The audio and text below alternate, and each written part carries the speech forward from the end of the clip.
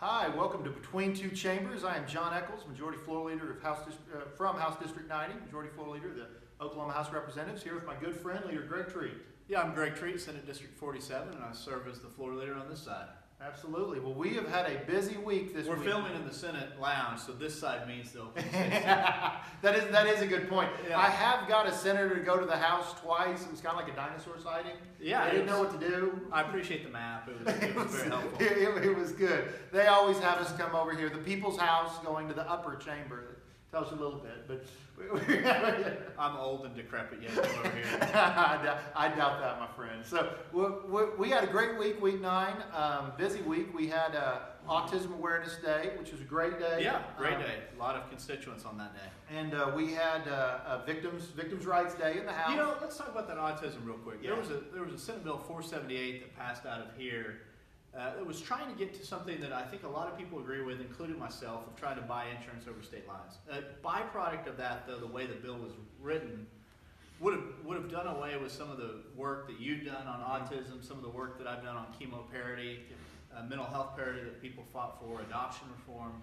So we hear you loud and clear with people who have concerns about it, and that's the reason I amended it on our side to say the legislature had to have final say on it, but we are watching that. We are getting your emails on that. But just wanted to cut in when you said. I'm glad you brought that up, and I'm glad you did to brag on Leader Treat. I mean, he's already talked to me about this.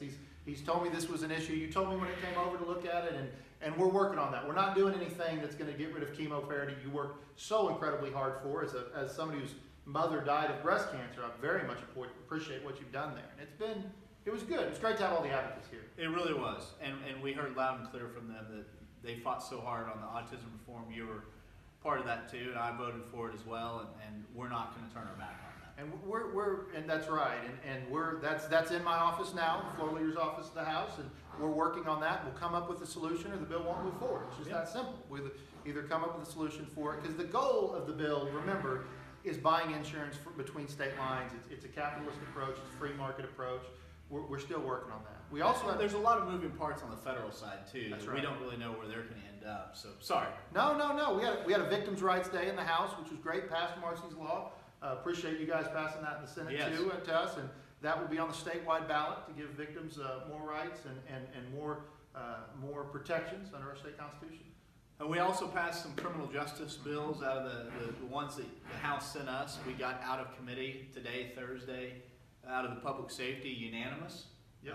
And had a lot of input from, we've talked about this in weeks past, district attorneys, public defenders, mental health, the parole and pardon board wants to have some input, so we're meeting with them. It was a really neat experience yesterday having the Afghan ambassador in our capital. Great honor. Wasn't that so great? The Afghan ambassador came to both the Senate and the House.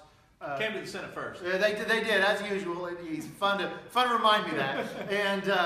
And then he got a warm welcome in the House. So we then he gave a really stirring speech about how he appreciated what the Oklahoma National Guard has done in his country to advance freedom. He specifically denounced terrorism, specifically denounced ISIS, and thanked the citizens of the state of Oklahoma, and made a point to say he had no ask. He just wanted to say thank you. And more Oklahoma soldiers per capita served in Afghanistan trying to liberate that country from the terrorists than any other state in the Union. And he wanted to make sure that we heard him. Jane Horton was here, the widow of the late specialist Chris Horton, who gave his life defending our country in Afghanistan. Right. It was a moving tribute to him, but also hearing from the Afghan ambassador is not something we get to do every week. That's right. And on a more somber note, more Oklahomans per capita lost their life in that, and we are grateful for your sacrifice. We're grateful for your service. We thank you for what the men and women of our infantry did. It was a special day. And I'm sure on your side he did the same thing. He wanted to know those veterans in the Senate who had served in Afghanistan, and we had a bipartisan group. Senator Dossett, a Democrat, and then 2 Republicans, Pugh and Smalley, both got recognized, and I think it was a great deal. It was great. He did the same thing in the House, and it's great to see that service. And we're coming up now, though, on the last week of committees. Next week will be the last week, trying to get the wonderful House bills out of the Senate. We have a couple decent Senate bills we're working on in the House. I still haven't identified which wonderful ones there are. so we, and this is part of the process as we go through, and again, trying to do it in a conservative way. I'm not saying that we sent less bills from the House to the Senate, but we did. There were fewer that way. We had more good ideas. Right?